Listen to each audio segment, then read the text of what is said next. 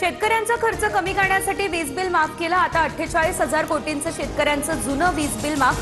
जाहीर सत्कार सोहळ्यामध्ये मुख्यमंत्री फडणवीस यांची ही घोषणा। मुख्यमंत्री फडणवीसांना योग्य वेळी देशाच्या नेतृत्वाची संधी मिळावी, पांडुरंगाला यासाठी साकडं घालणार कृषी मंत्री दत्तात्रय भरणे यांचं हे मोठं विधान। मुख्यमंत्री पदासाठी आता वॅकन्सी आहे का? मुख्यमंत्री पदाच्या प्रश्नावर उपमुख्यमंत्री शिंदेंचा मिश्किल प्रतिप्रश्न। मुख्यमंत्री पदाची खुर्ची मिळवणं आमचा अजेंडा नाही, शिंदेंचं हे वक्तव्य। विनायक राऊतांवर अटकेची टांगती तलवार। ठाणे न्यायालयानं अंतरिम जामीन अर्ज फेटाळला।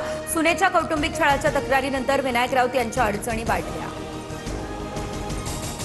मतदारसंघ पुनर्रचना विधेयकाला पवारांची राष्ट्रवादी देणार पाठिंबा। पाठिंब्यासाठी शरद पवारांचाही होकार। टीव्ही9 मराठीला सूत्रांची माहिती।